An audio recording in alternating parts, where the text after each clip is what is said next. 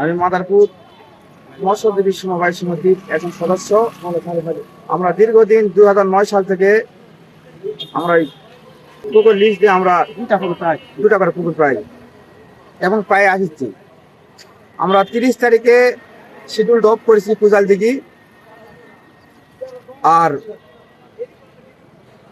বাজারতে যে সমিতি আছে আজিজা মেম্বার আওয়ামী লীগের সাধারণ সম্পাদক, তিনি হচ্ছে টাকা জমা দিচ্ছে কালকে, আর আমরা টাকা জমা দিচ্ছি 30 তারিখে।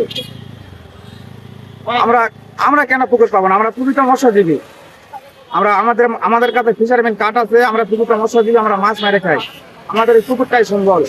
এখানে কালাইয়ের কিছু বিএনপির নেতা কে বা কারা আমাদের কানে পড়েছে, কিছু প্রভাব খাটে এই পুকুরটা দূর করে নিতে যাচ্ছে।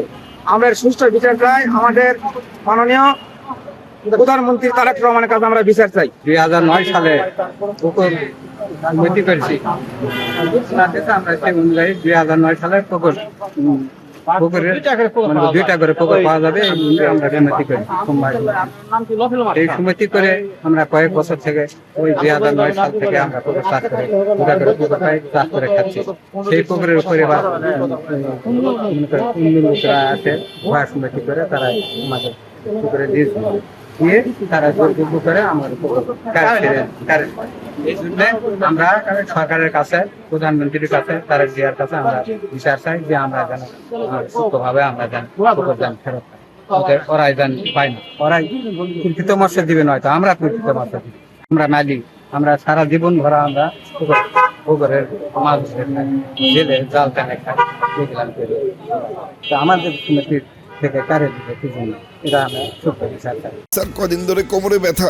এসপি হাসপাতালে চলে যাও। এসপি হাসপাতাল, প্রতিভাদীপ্ত চিকিৎসক ডক্টর এস চক্রবর্তী, অপারেশনবিহীন হাঁটু, কোমর, প্যারালাইসিস সহ আন্তর্জাতিক মানের চিকিৎসা ও রোগ মুক্তির নিশ্চয়তা। এসপি হাসপাতাল, অত্যাধুনিক চিকিৎসা সেবায় অতুলনীয়। আমি তো আজকে এখানে আসছি হচ্ছে আমাদের যে প্রমাপ থাকে উপজেলা ভূমি অফিস পরিদর্শনে, সেই আমার নির্ধারিত সূচি অনুযায়ী আজকে আমার এখানে পরিদর্শন করার কথা ছিল। তো আমি যখন এখানে আসার সময় দেখলাম যে রাস্তার পাশে ওনারা একটা মানববন্ধন করছেন, একটা ব্যানার যুক্ত আছে সাথে নিয়ে তারা মানববন্ধন করছেন যে এখানে যে পুকুর ইজারা দেওয়া হয়েছে সেখানে তারা বলছেন যে অনিয়ম হয়েছে।